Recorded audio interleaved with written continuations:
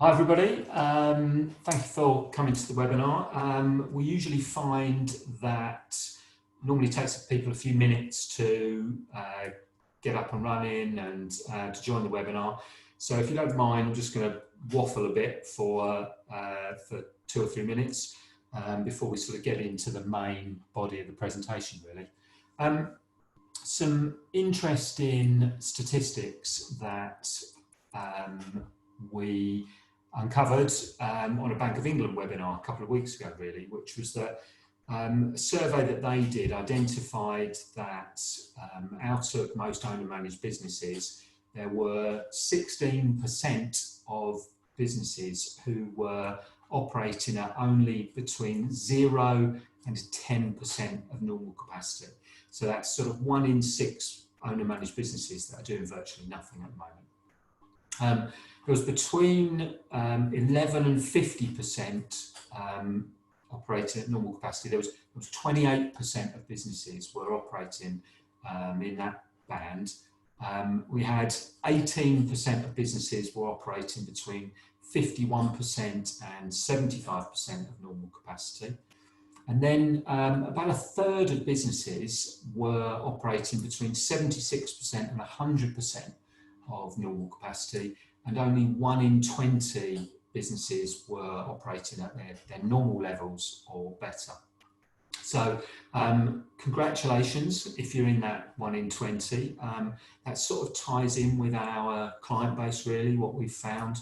One of the things that I found is that even for them, they have experienced all sorts of operational challenges that they wouldn't have had before. One of my clients said that the work that he was doing was unaffected, but all of the suppliers that he had trade accounts with were all closed. So he was actually able to pay up front for all his materials, which was then causing him a cash flow problem. So, you know, nobody out there has been unaffected by any of this. Apologies for having to put my glasses on at different times where I sort of need to refer to things. We're all getting a bit older, really. I think we're almost ready to get started on the webinar now. So hopefully most people have all joined. Hopefully I get the technology right. We had a little practice run through and found out that some of us had slightly different settings on our computers. So I'm going to, apologies for this. So I think everybody's on board now. For those of you who don't know me, my name is Malcolm Palmer. I'm the managing partner of A4G. We celebrated our 25th anniversary a few months ago, and one of the things that we were most proud of was that we have never had a year in that whole quarter of a century where we haven't grown. If we end up being able to say that at the end of the 26th year, then I think it'll be a bit of a miracle really, because like everybody else that's watching, there's been some impact on us as well, and many of our clients are having a few challenges. I know that these are going to be challenging times for all of you, and I know that as we start to come into this recovery phase, that it's going to be up to you and, you know, thousands of people like you to help manoeuvre the British economy out of all the problems that it's got. Our little contribution has been nightly emails that we've been sending out since, I think the 13th of March was the first one that we sent out, with any advice and help and all the different updates and information about anything and everything, the furloughing, the CBILS loans, how to get your business online, marketing ideas, absolutely everything that we could find that we thought would help our clients. We've been trying to get out there on a nightly basis. If you don't get those emails and you'd like to, if you just go into Google and click A4G coronavirus, then you'll find our page. In fact, I think about the first 3 pages on Google will all come up with different links to our that section on our website, and you can subscribe on there. What we've tried to do as the time's gone on is just try and track the mood of our clients and the challenges that they're facing. So we're now getting into a recovery phase. I think the first phase is what we call the panic phase, and then for some of our clients it was the hibernation phase. But then there's been a sort of a planning phase, and we've been helping people with break-evens and all the things they're going to need to get in place to go forward. And now we're trying to sort of help with the practicalities of helping you all get back to business, really. With that in mind, we've started to try and be a little bit more specific in the stuff we're sending out, and hence this webinar, which is aimed particularly at the construction industry, because making money is what you're going to need to do, and I know it's an overused phrase, the new normal. I think there's been another new normal every few weeks, really, but I think hopefully we're all going to be going soon. So if I can introduce you to our first speaker. Andrew Price is from Lighthouse Safety, and he's going to talk about the health, safety and wellbeing considerations and challenges.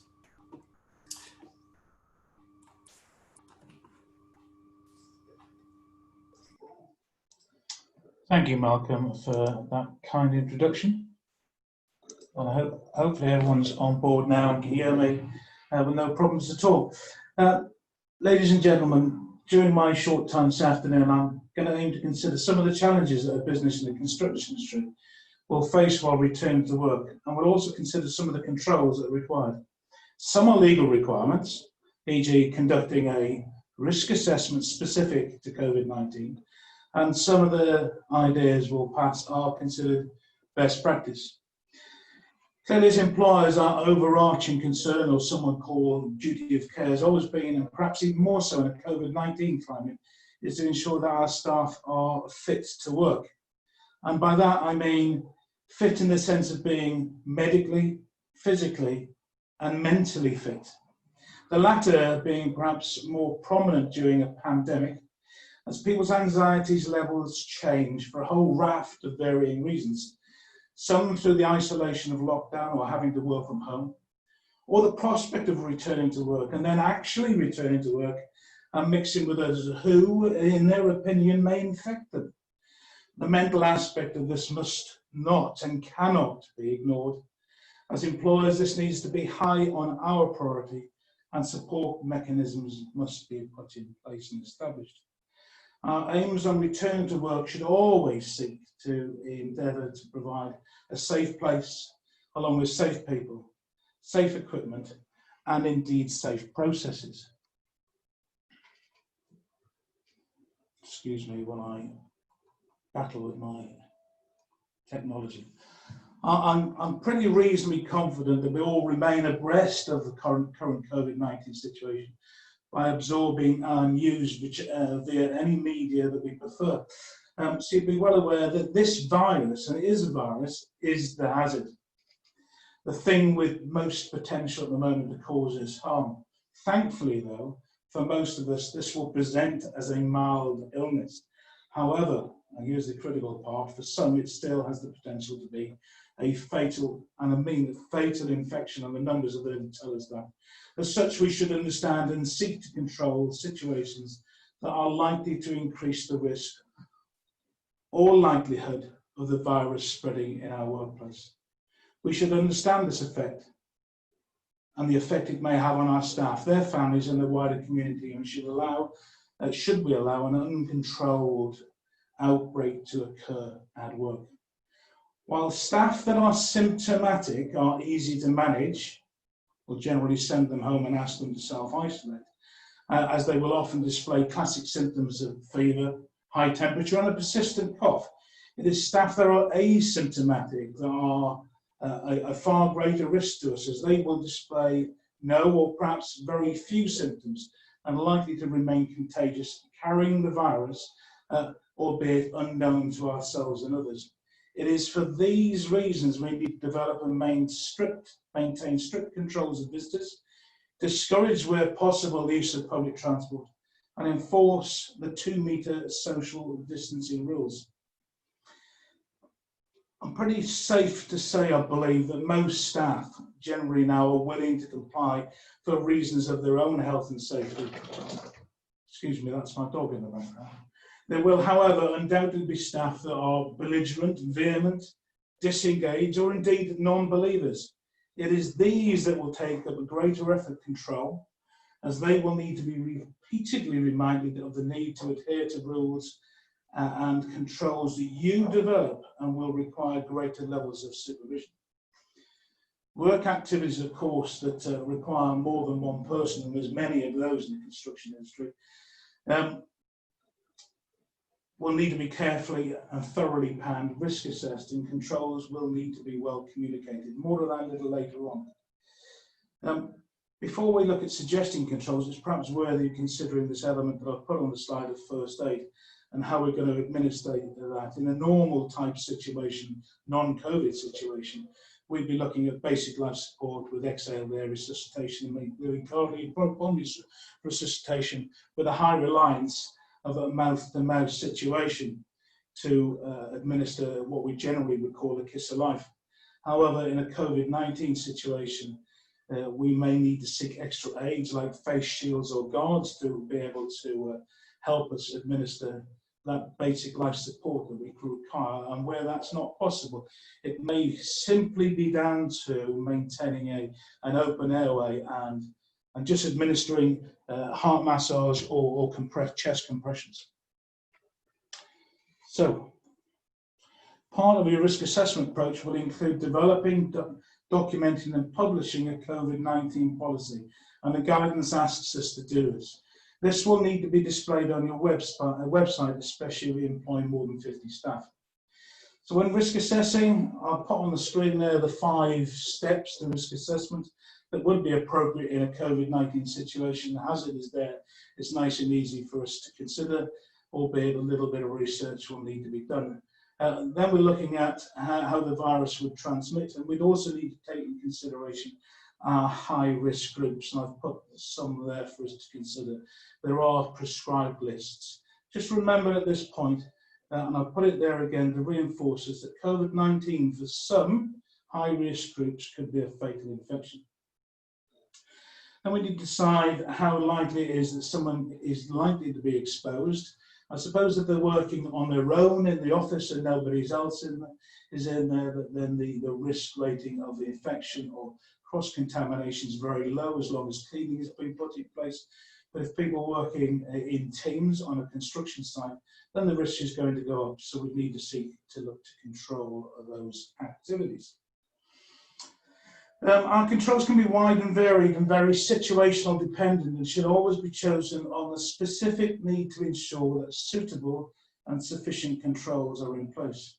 By following a common approach, which is generally known as elimination, substitution, engineering controls, then administrative controls, and then the choice of PPE to close any gaps thereafter. All, of course, being very situational dependent. It is perhaps, however, safe to establish that elimination in this sense would truly not be able to be achieved unless there was a vaccine produced. Just bear with me, please. I'm having a bit of a meltdown with regard to my technology.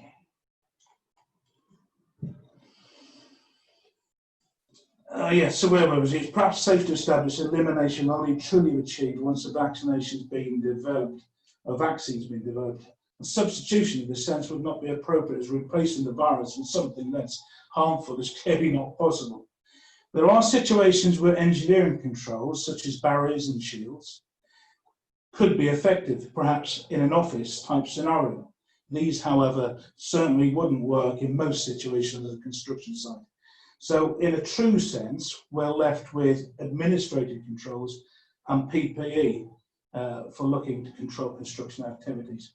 However, one of the guides I will point you towards a little later on is the Construction Leadership Council's site operating procedures, where on page 5 of their version 4, they outline their hierarchy of controls that you should seek to consider when planning to avoid close working. Here they offer guidance alongside each element, and they're describing each element in the hierarchy of control by using the headings of eliminate, reduce, isolate, control, and PPE.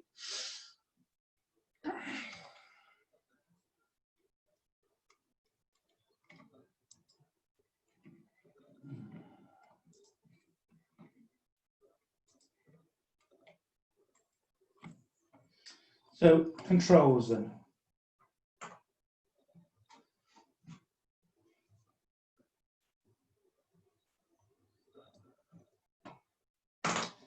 I'll put these slides up through personal experience really. We're working with the clients that Lighthouse Safety have. We offer a training function, an award-winning training function, where NEBOSH, IOS and a plethora of the CITB courses are our mainstay. But another strong arm of our business is providing compliance services to wide and varied clients. Many, though, I must add, are from the Tier 1 and Tier 2 construction environment. So by working with clients, we've developed some of these controls, and rota planning for office and site work certainly has assisted in keeping numbers down and been able to allow us to achieve social distancing and for people to have comfort that it is safe indeed to come to work. And we've engaged our staff and listened to their concerns while developing these rules. It gives the staff some confidence and helps to alleviate some anxiety that they may have.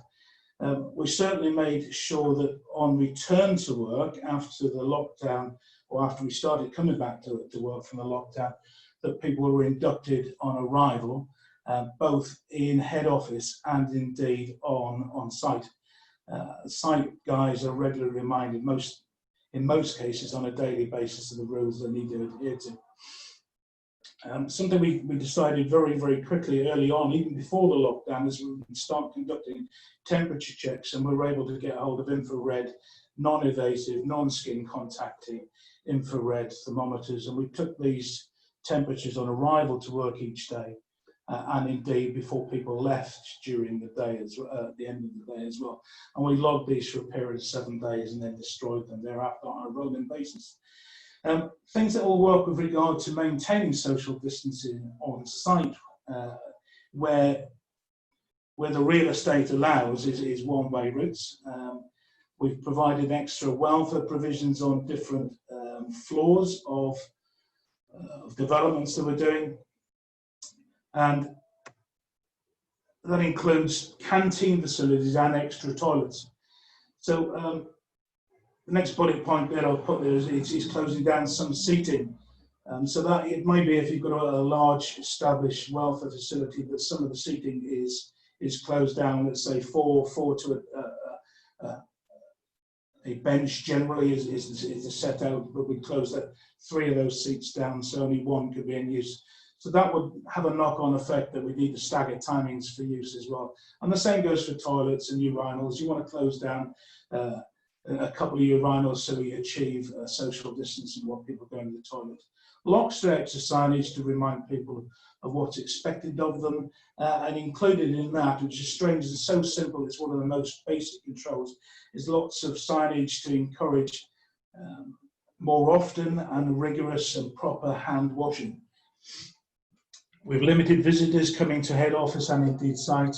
We limited meetings. We're holding these meetings where can, possibly via Teams or Zoom, or indeed even something like FaceTime on a mobile phone.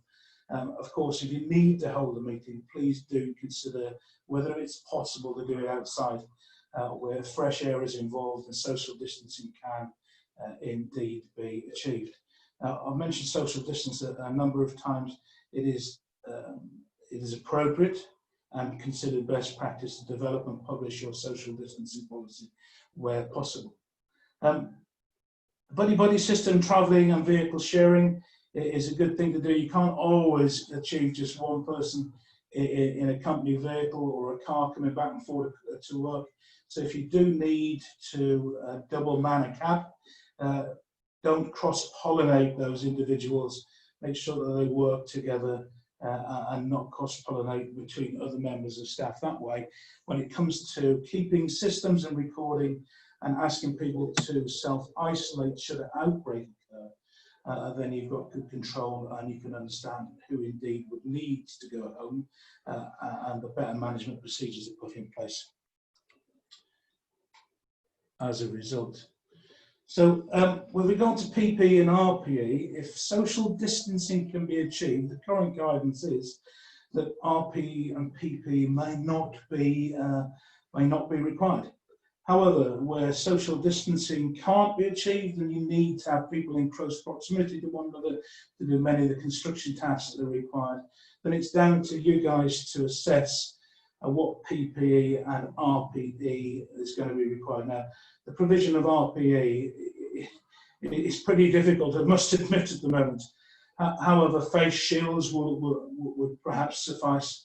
And most people in the construction industry generally go for an RPE that's got it's labelled as FFP3, so filtering face piece particulate number 3, which is a sign protection factor of 20. I'm getting a little complicated here, but that face mask might, depending on the tasks you're doing, may be over controlling the risk. So what I'm trying to say is that a lesser value mask, as long as it's risk assessed, may well do the job that you require it to do. I've mentioned hand washing already, and indeed daily cleaning of sites. You're going to hand wash, clearly, full 20 seconds. Paper towels or electric dryers are the preferred method these days, while the COVID-19 pandemic is out and about and still active. We certainly wouldn't expect to be seeing normal towels in the workplace. So touch-free working is a good idea, leaving doors open if it's safe to do so, and not allowing people to share tools, but if they've got to, then they need to be cleansed there afterwards. Because good personal hygiene is one of the main barriers against transmitting this disease. So disinfecting plays a large part of cleaning the workplace prior at the end of each day or prior to the start each morning, depending which way you want to do that. But a lot of people now are issuing hand sanitizers.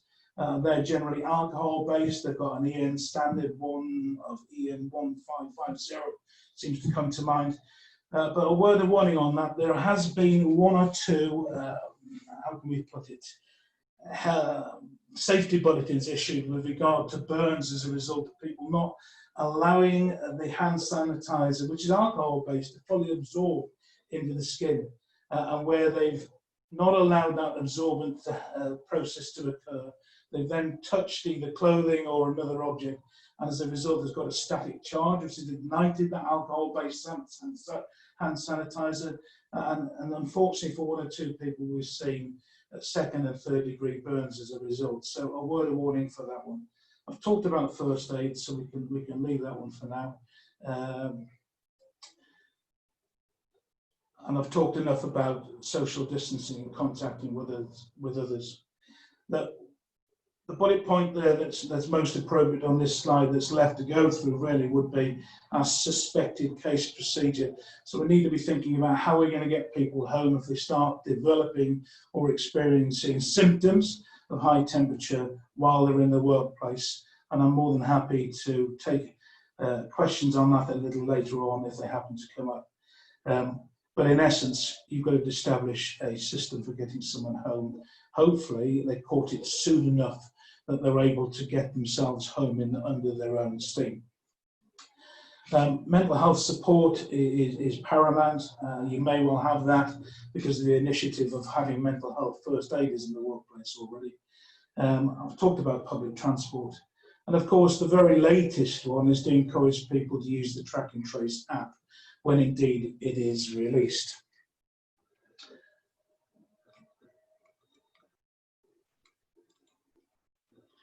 A slide there, which I believe the slides may be getting distributed a little later on, but we should all be fully conversant and aware of what we should do if we think we're ill, which obviously is a case of reporting, not touching anything, cleansing the workplace afterwards, the proper self-hygiene issues with regard to tissues and putting it in the bin and getting people home. And in red there, but if you're unwell, you've got to self-isolate. The current guidance is for 7 days. If you live with others, then unfortunately, they're going to have to self-isolate for a total of 14 days. So the final 2 slides, which, as I say, hoping you guys, are all being hyperlinked. So to current guidance is available. So the hard work's been done for you. So there's information there from the Gov website, where there are 8 separate sector guides, 4 of which are appropriate to ourselves in the construction industry. There's information from the Construction Leadership Council and their site operating procedures I've mentioned already, but version 4 was released last week. There are a couple of differences from version 3. In particular, the one that was the most of note was no longer there be a need to restrict close working procedures or face-to-face activities to 15 minutes. That's been removed. There's information from the industry, the construction response to COVID-19. There's lots of really good examples that people have posted on our website that they're doing to be able to adapt their works to suit. There's information from the HSC there, lots from CITB, from the Institution of Occupational Safety and Health as well, and a number of others that I've put there, should you wish to dig in and have a little look at some really good stuff. Okay, that's me. Lots to cover in a very short period of time. No doubt I've probably run over because of my lack of ability to be able to control a computer. But there we go. Hopefully it's been of some use. And next up, I'd like to introduce Josh from A4G, who's been discussing the issues of furlough and HR since the coronavirus pandemic hit us.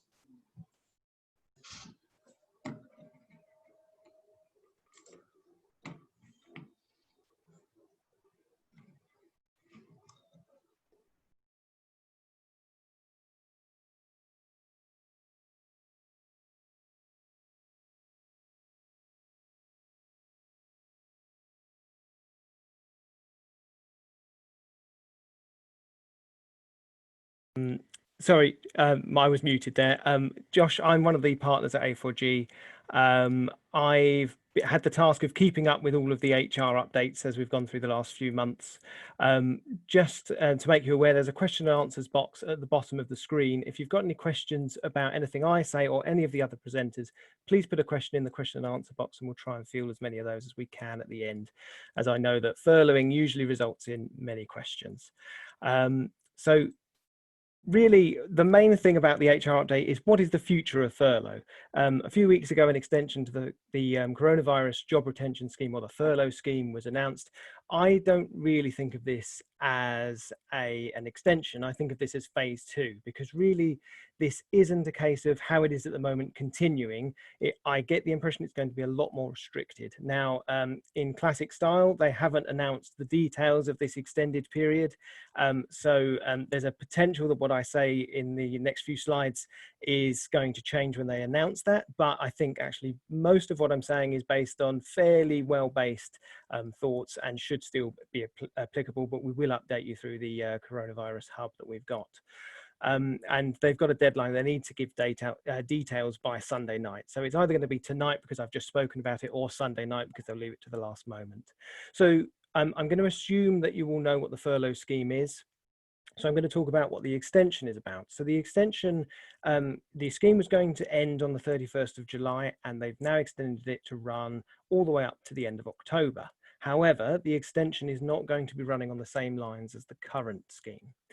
So one of the things in the guidance is it very carefully words it to suggest if you don't already have staff who are furloughed, if you're not already applying for the furlough grant, it looks like you're not going to be able to get hold of any money on the extension. So that suggests you need to furlough staff before the end of July on a submission in July in order to claim things in August and onwards.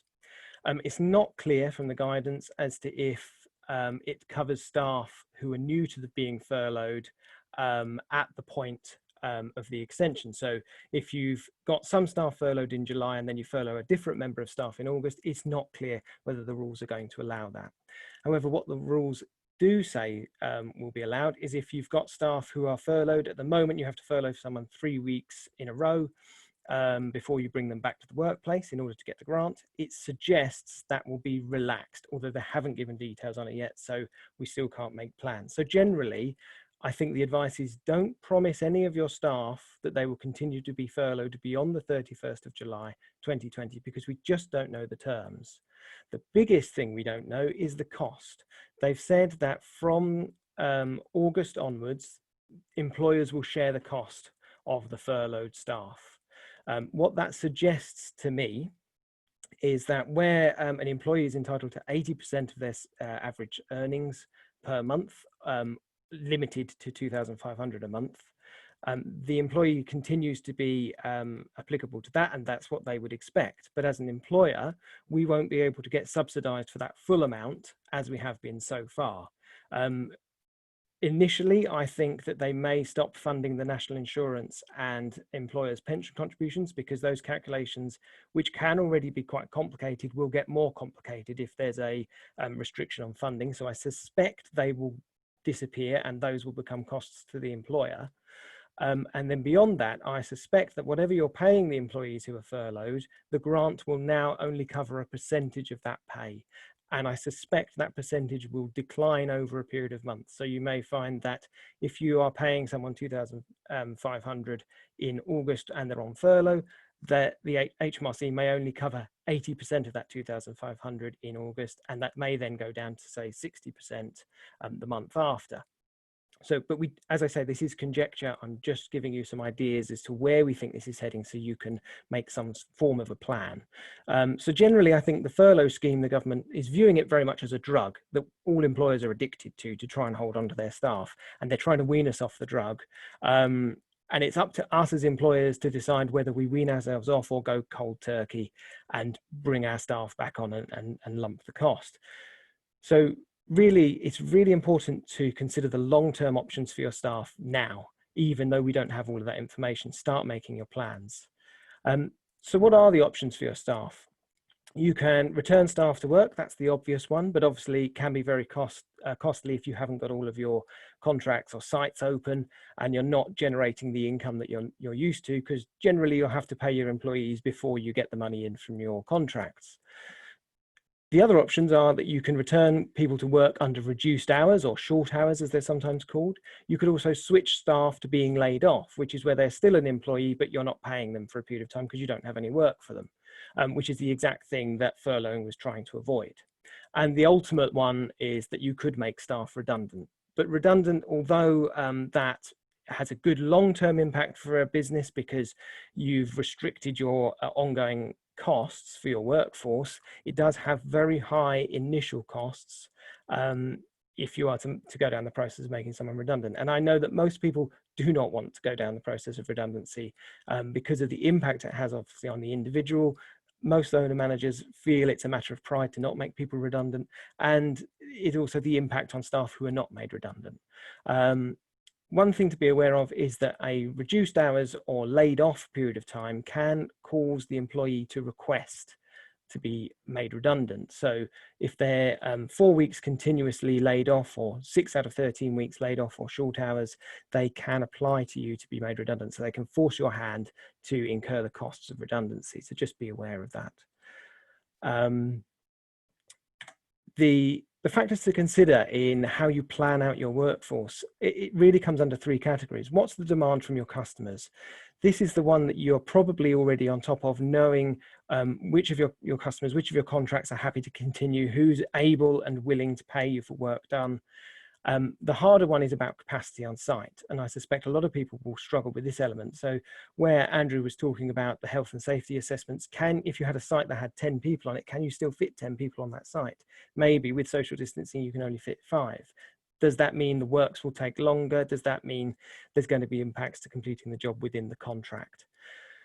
The other aspect to that is the supply of labour.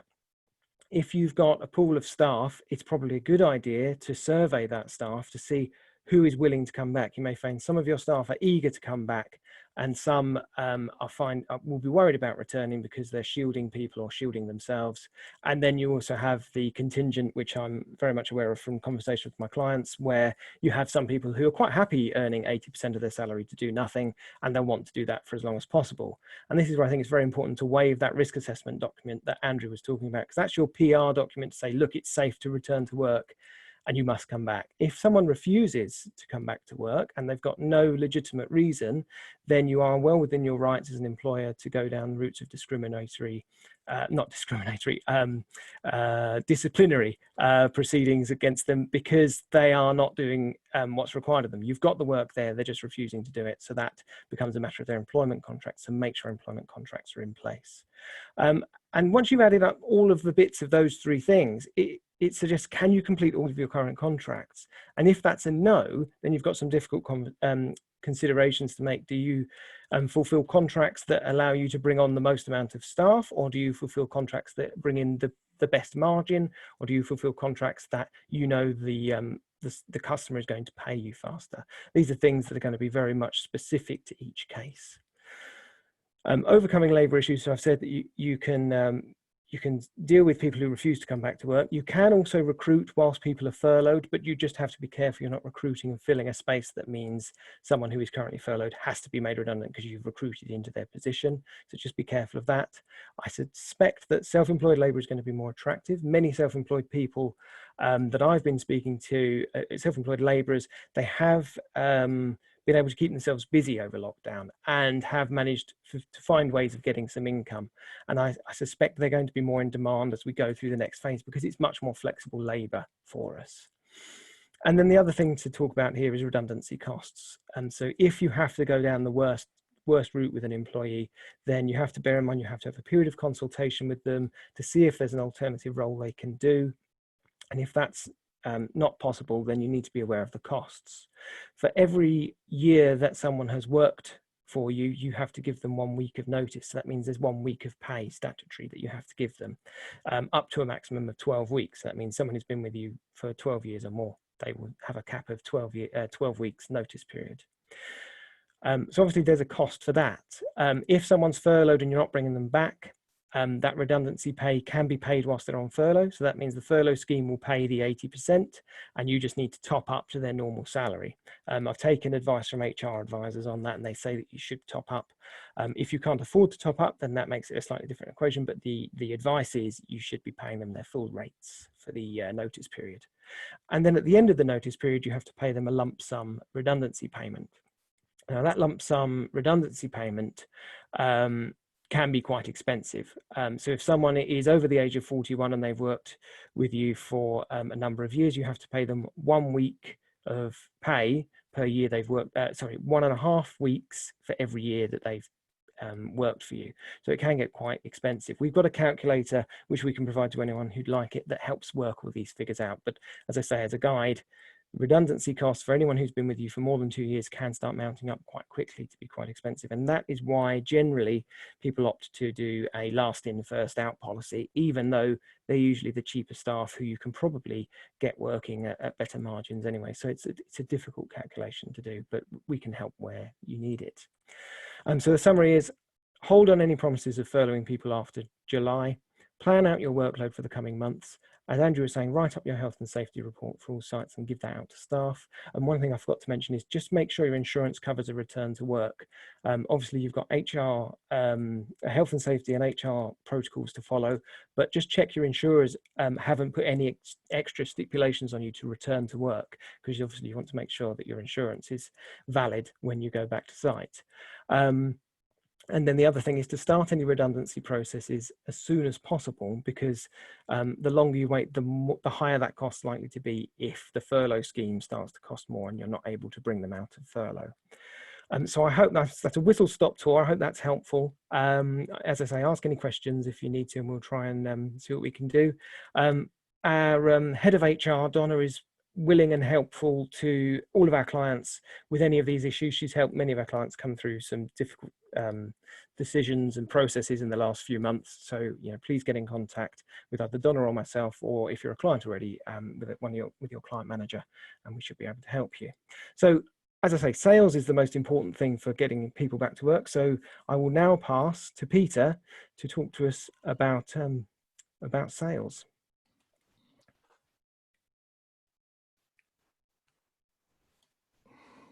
Right. Hopefully everybody can hear me now. Yes, as Josh said just now, sales going forward is paramount in these times. The markets are definitely changing, and there's always what they call the race to the bottom in these taxing times. So what I'm going to talk about is a method, effectively, and some guidance on how you can avoid the race to the bottom and chasing what is effectively unprofitable work. So what we're going to look at is how you ascertain which markets you should pursue, decide what to bid, develop some marketing strategies, and obviously marketing has changed quite considerably with social distancing in place. Have a look at your bid strategy and improve some your profit levels. So the market has changed quite considerably. These 4 dimensions can be used as a way of seeing where they have changed, and also give you some indication of what in the future might be an attractive area to look at. So we've seen quite clearly that the political side of what's going on is that the government really want to protect the NHS. So anything health is going to be something that's to be looked at in the future. The economy is obviously coming out of lockdown, and the stages at which different sectors come out of lockdown and how quickly they recover will be an interesting fact going forward. There's reports coming out all the time as to how long some sectors might take to recover. Some they're looking at 18 months, 2 years. Some it's a lot quicker. Social distancing, there's probably going to be some confidence issues with people going forward, so that may be around for some time. And technology, everybody's now pretty au fait with Zoom, so that's probably going to have some sort of impact on how people work in the future, and whether offices and that are really as attractive a place to go and work as what they once were. So this little tool, it's called the Boston Consultancy Matrix, is one that I use to look at your existing clients and the potential markets that they're in, and also the akin markets that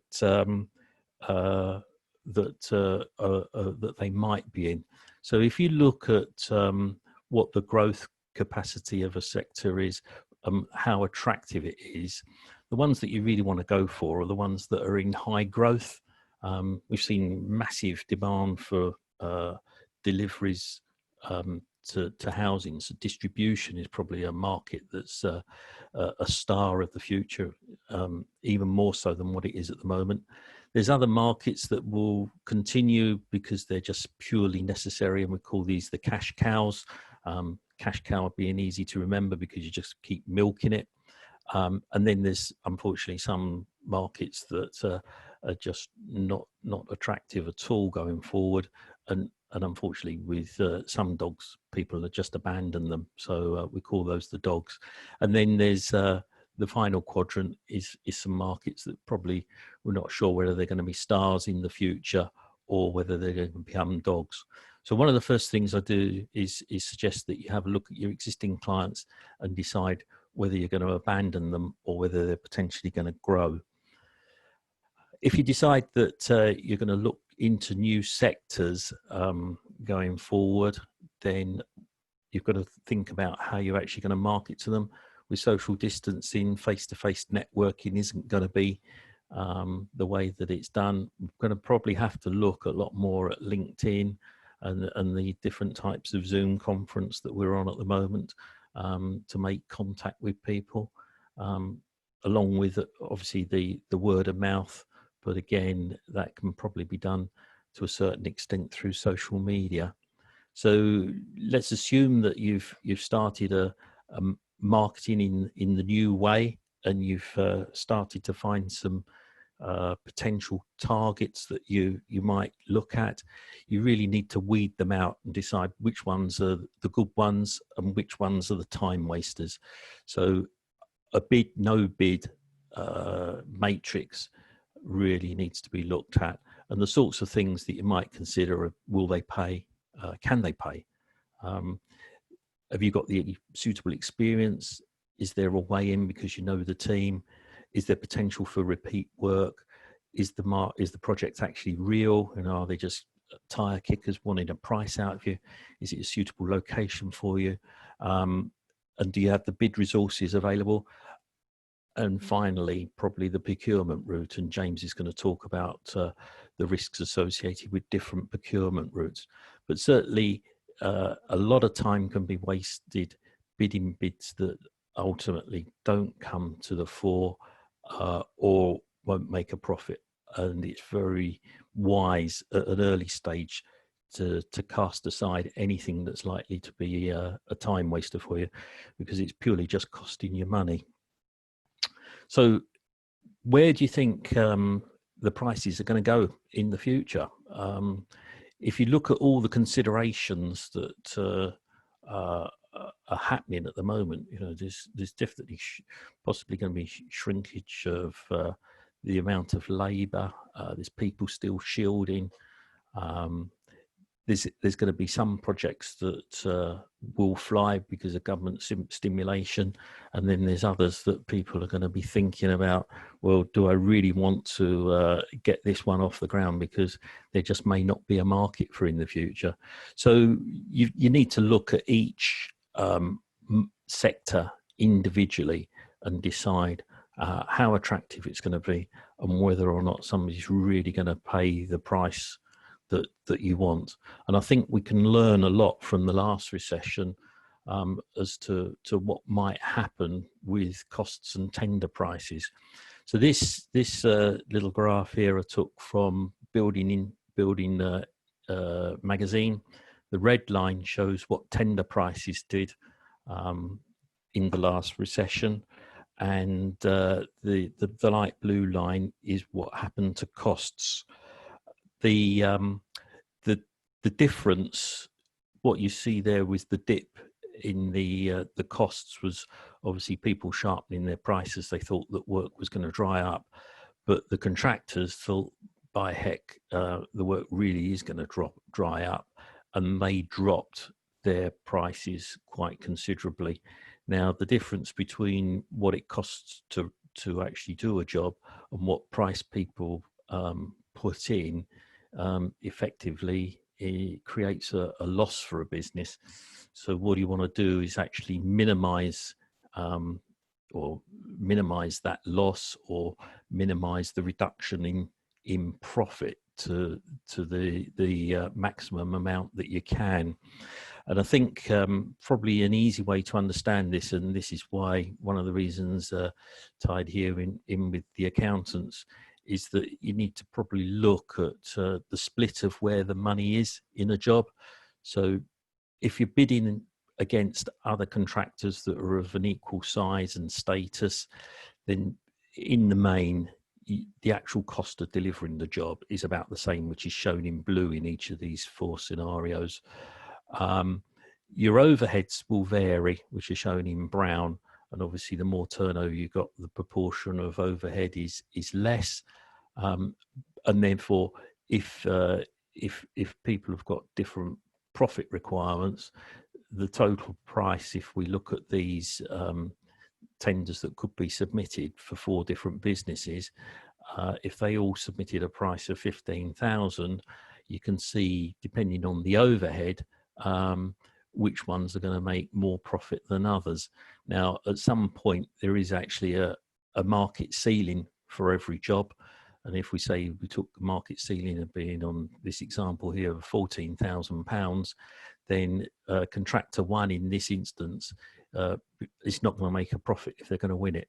Whereas the fourth contractor can make quite a considerable profit, and actually they could, win the job by taking a lesser profit. In fact, a profit that's probably the same as the second or the third contractor.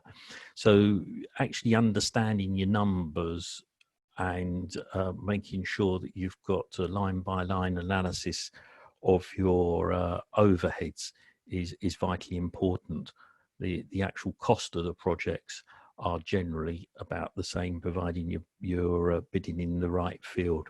So to summarize, find out who your most valuable customers are, look at the ones that you want to go for in the future, understand your numbers, know the markets, keep records, and if you really want some help on understanding how you might maximize the profit or minimize the losses going forward in this tricky times, then please feel free to give me a call.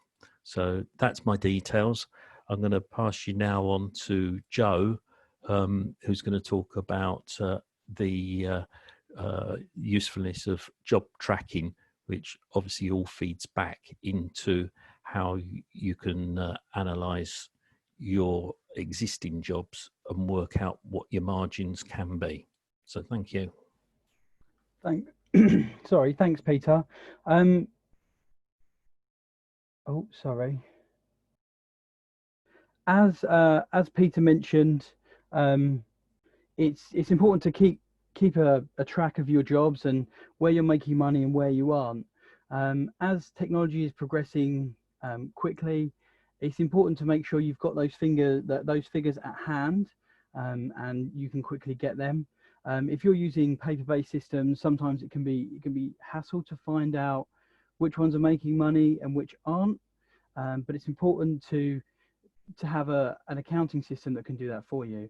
So I'll run through a few options depending on your size and the complexity of your business and your processes as to which one's most appropriate and which one would give you the information you need.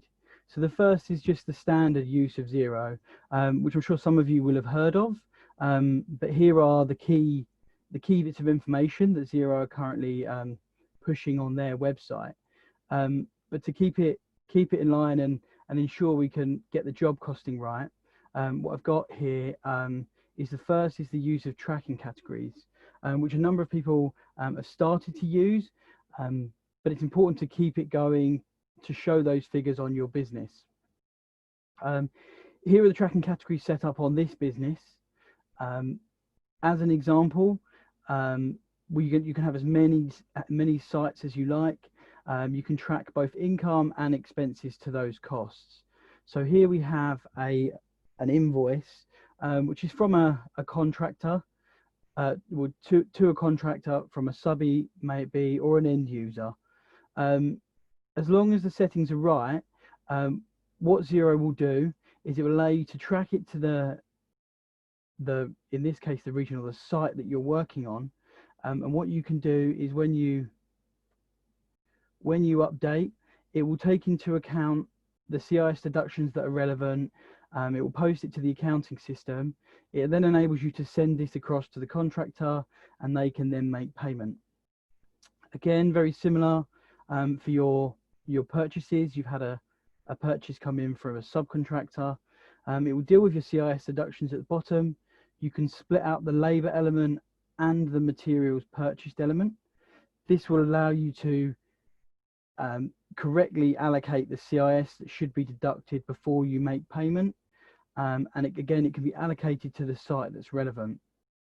Once you've done this, you can then use Xero's reporting feature to ensure that you get that information back out. So here we can run a report for a given 2-month period on one of our sites, and we can see the income versus our expenses and any profit that we've made on that job. And vice versa, if you wanted to see a more holistic approach, we can have the same report but showing the profit per site. So here we can see that some sites are profitable, whereas some aren't. And again, at the end of it, you can see the total turnover for the business to ensure that the business overall isn't impacted, or how it's impacted by those negative sites or jobs you've got. To take this one step further, Xero's introduced recently introduced a new feature called projects. If we look at creating a new project, what you can see here you will select who the project is for. Oh, sorry. You select who the project's for. You can give it a name, so it might be a site name, or an address. You can then give a price, so we can estimate this based on the tasks in a list, or your cost of materials, or you can simply give it an overall cost. What you can see from there, if I jump back to our projects, what you can see from there is you can see the tasks involved and any costs associated with it. There's an app for iOS and Android where both subcontractors and employees can add their time, so you can monitor who's spending time on what and where they're spending their time and what specific tasks they're spending their time on. Again, you can then keep track of any invoices you raise against those costs. And when you raise an invoice, you have the option, you can raise an invoice for the time that's involved, and this will then produce your invoice for you. Here's an example. So these costs will be attributed to a project and are based on the time that's been involved or the cost for materials. Again, the same goes with bills. So we can have the subcontractor costs, the subcontractor's materials. We can then assign these costs to a project that we've created, and that will then enable us to track those costs into our reporting. So again, with Xero, there's the projects feature has 3 main reports. I'll just show you the summary. So the summary allows you to select a project up to today. So whether that be the projects in progress or the projects that have been closed, you can see here that we've got for our Abbey and Wells, we've got a project that so far we estimate to be £3,000. It's cost us £97.50. We expected it to cost us £97.50, but it's actually cost us £475 so far. Again, with the last one, we've got our costs and what it's actually cost us, and what we've invoiced out, and this is our current gross profit at the moment, excluding any invoices that need to be raised. Again, if you need to see that in a bit more detail, the detail report takes you through exactly line by line the costs and the time on each of those projects, and whether they've been billed, whether they've not been billed, and whether you've actually made a profit on those jobs. If you then need to go a step further, there is a Workflow Max, which again is a slightly more advanced version of Xero, however feeds back to Xero, so you can do your overhead, account for your overheads in Xero, but Workflow Max will deal with your cost of sales section. So here's the top 6 features that Workflow Max are trying to produce. Just to run through very briefly, again, as you'll see, it has a timesheet feature which employees and subcontractors can use. Here they can have a mobile app which enables you for them to just do it easily on their phones rather than you having to take the time and then enter it yourself. With the job management system, again similar to Xero, but it takes it slightly further. We can add a new job if we select our customer and we select our job template. We can select that it's actually in progress, it's due to start on Monday, and who we want to have access, and we can save that. When we selected our template, it will give us a list of tasks that we could do to complete the job. So here are our initial setup. In the initial setup, This enabled us to have a variety of tasks that we needed for the job to be complete. Each time a member of staff or a contractor completes a task, they will need to allocate it to one of these in the list. And then over time, it will show to us how long has been spent and how long is expected to have been spent. From there, if I show another job, so here we've got the timesheet feature. Once they enter their timesheets, you can then see that I spent 5 hours on the 6th of July and another 5 hours on admin tasks. You can then have the costs. This would detail any additional any materials or any overheads that are attributable to that job. Then you could take it to the reporting phase to try and get to see whether that job is profitable or not.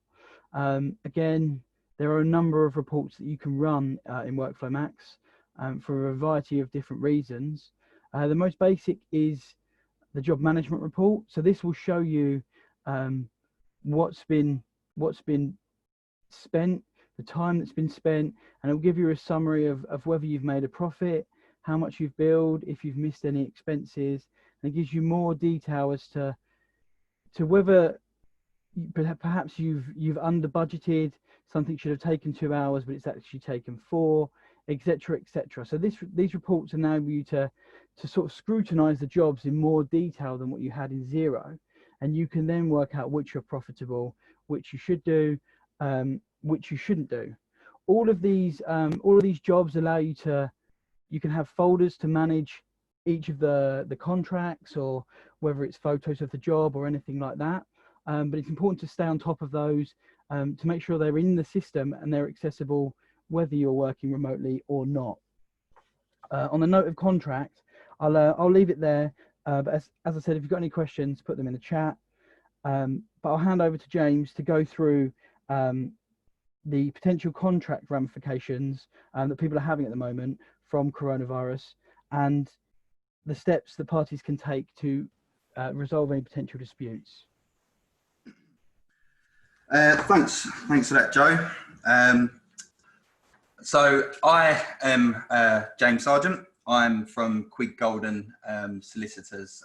We are a specialist law firm based in an island, Northern Ireland, and we also have offices in London and Maidstone. As you can tell from my accent, I'm based here in the London and Maidstone offices. So that's me. I'm an associate here. I used to work in construction, having originally studied law, and then moved to Quigg Golden about 4 years ago to train as a solicitor. And what I want to talk to you about today really is the sort of contractual ramifications of coronavirus moving forward, and the impact it could have on your projects. Now, this is a very condensed version of a webinar we have given for the RICS and the CIOB recently. So if you'd like the copies of the longer version, send me an email at the end and I can provide that to you. So very much the first step moving forward is you need to know your contract. If you are already in a contract, well, open it, read it, understand the clauses, understand what your obligations are, understand how coronavirus could impact you and what you need to be doing moving forwards to cover yourself. And equally, if you're about to enter into a new contract, have a think. How will coronavirus impact your projects? What sort of delay and disruption are you expecting? And how can you cover that? What amendments do you need to be negotiating with the employer to the project to try and cover yourself moving forward so that you're not stuck further down the line? And I presume that most people here from construction will work with one of these two contracts for 80–90% of your projects. These are without doubt the two biggest contracts. So the things to be looking out for really under either a JCT or an NEC contract is looking at the relevant events and relevant matters, or the compensation events under an NEC. Have a think which ones apply to my project, which ones might entitle me to additional time or money. Once you've identified, then you need to notify it to the employer. You need to check the contract, check what provisions are in there for notifying. Are there condition precedents? Are there time bars? Because if you get back on site and you don't comply with these and you're not notifying relevant events or compensation events within the time frame required or to the person you need to notify, then in 3 months, 6 months, when you get to final account stage, you might find that you're unable to claim for additional time and money arising from the coronavirus. And once you've identified, your entitlement, well, the big question is, what do we do now? How do we deal with coronavirus? And really, there's 3 different sort of options that I'm seeing time and time again at the moment. The first option is the parties work together.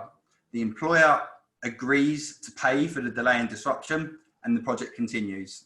This has obviously got its pros, but it's got its cons. It's going to lead to disputes over how much delay and disruption has occurred. What is the employer liable for? What should they be paying for? The second option is to terminate the contract. This is probably the most nuclear option, and the ramifications if you get a termination wrong can be absolutely massive. So before you consider terminating contracts, I really would advise you to go speak to a legal representative to go through the options with you. Because if you get it wrong, you could be on the hook for wrongful termination, which is not in a place you want to be. The third option, which I've seen various people doing, is compromising. Both parties look at it and think, now's not the right time to be continuing with this project or starting this project. So why don't we park it for 6 months, a year, and see where we are then? But again, this has possible problems with it. Nobody knows what's going to happen with coronavirus. You might park a project, everyone thinks, coronavirus has gone away, and then 6 months from now, there's a second spike, the project started, and you're back where you began with a project that's already 6 months behind where it should be. And really, the next thing that I really want to hammer home to people is there are going to be a lot of disputes coming up. We are bracing ourselves now that sites are back up and running and everybody's getting back to site. There are going to be disputes, like it or not. There are going to be a lot of disputes coming about who's going to pay for the delay, the disruption that's happened to the projects in the last 2-3 months, and that's going to continue as there's social distancing, which makes it harder to work on sites. And the most important thing I can stress to anybody now on projects is get your systems in place for recording records of absolutely everything. You need to be asking yourself who, what, when, where, and why. It's vitally important you have all of this in place, because if a dispute occurs, the claimant has to prove on the balance of probabilities that his position is right over the other parties. So you need to be able to show to a judge, to an adjudicator, that what I am saying is what happened. And the way you do that is with records. And the importance of records really is summed up here by this one picture. If someone comes to me and they've got an absolutely fantastic case, if they haven't got the records to back it up, they will not win. I will not be able to convince a judge or an adjudicator that what I am saying happened is how it happened. So it's vitally important you get your records in shape. So that's me. That's very quick because I appreciate we've overrun and probably everybody's trying to get out in their gardens to enjoy what's left of the sunshine. So yeah, the takeaways from today, from my point of view, are know your contract, deal with coronavirus, don't bury your head in the sand and wait for final account stage, because it will come back to bite you, and make sure you get systems in place to record, records of everything that's going on. because if you end up in a dispute, they could come back to save you in a few months' time. There's my email address. Like I say, I've given this talk for sort of an hour. I appreciate today was a lot shorter. If you'd like copies of it, or if you'd like copies of articles I've written on dealing with coronavirus, drop me an email and I can get them across to you. And that's me.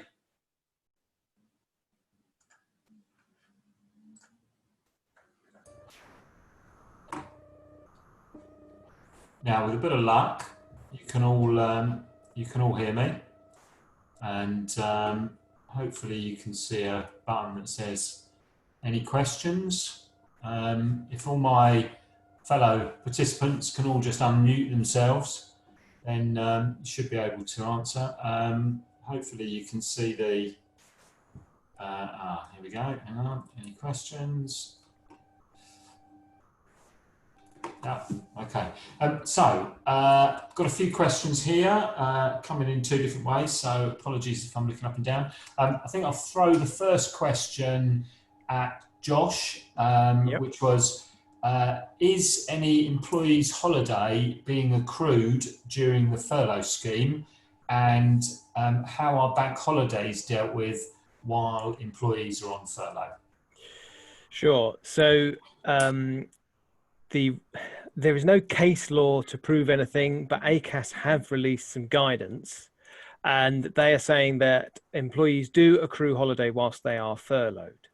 So therefore, a choice needs to be made. Do you give notice to a member of staff that they have to take holiday whilst on furlough, or do you pay off their holiday at the end of the year, or they've also allowed a carryover of holiday to be extended to 2 years? So if someone's accruing holiday whilst on furlough, they don't have to take that holiday until another 2 years have passed. So it tries to spread that out rather than the moment you bring everyone back, everyone goes off on holiday, which would just be a disaster.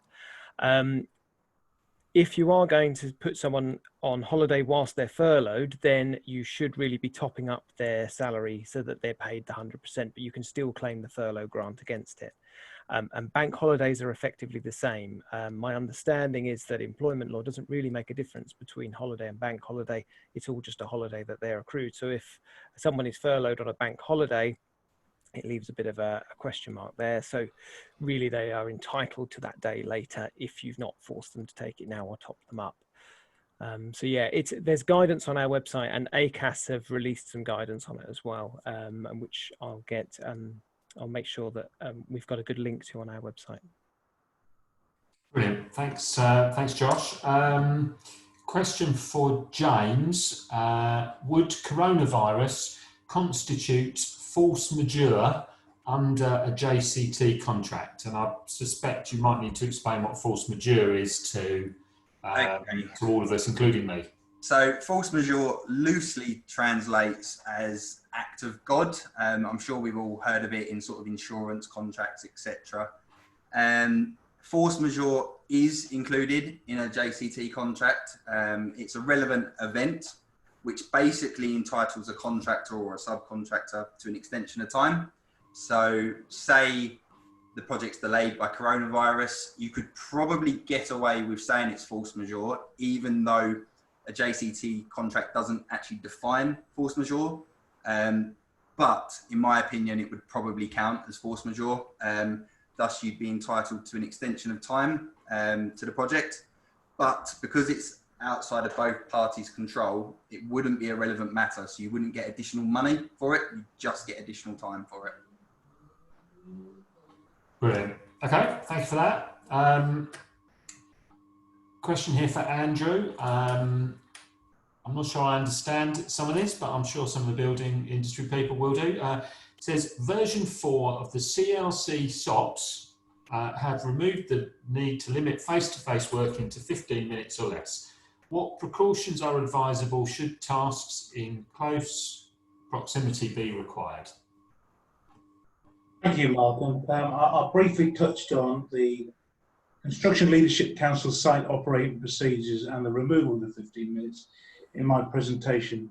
However, version 3 did quote that 15 minutes would be a limit. That's now been removed.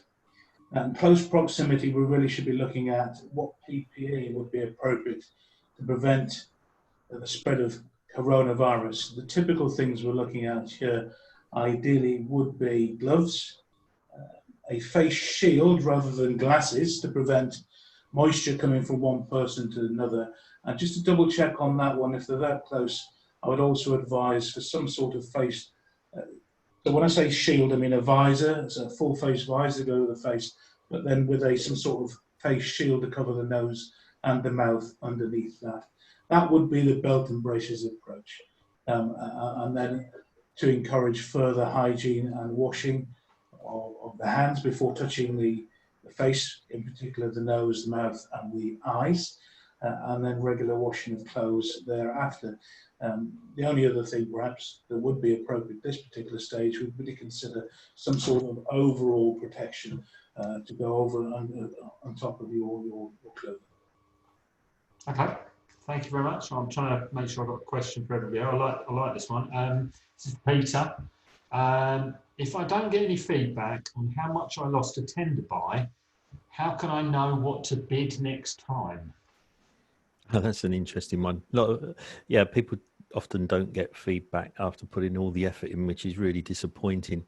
But when you submit the tenders, if you've built up your figures into direct costs, overheads, and then your expected margin, what you can do is then look at the expected margin. And if you've lost it, you can probably bet your bottom dollar that your expected margin is too high, and therefore just reduce that amount going forward and just keep coming down until hopefully you don't go below break even. And then you should eventually start to win one. If you don't, then your overheads are probably a bit too high, and you need to really look at those as well, because you're in a wrong place in the market. Hopefully that answers that question. That's handy, because I've got another question. I've got a question for Joe here, which sort of follows on to that a little bit. Just says, is it possible to split an employee's PAYE into a specific project? So that's probably saying, is it possible to split wage costs into different projects? Yes, so depending on what system you're using, whether it be Xero or you decided to go for Workflow Max, Workflow Max will do it on a basis of the employee or subcontractor's charge out rate rather than their rate that you charge them to other businesses. In Xero, you can use the payroll feature, which will mean you can allocate them to a tracking category or a project, and you can split it that way, and it will automatically do the journal for you. Brilliant. Thanks for that, Joe.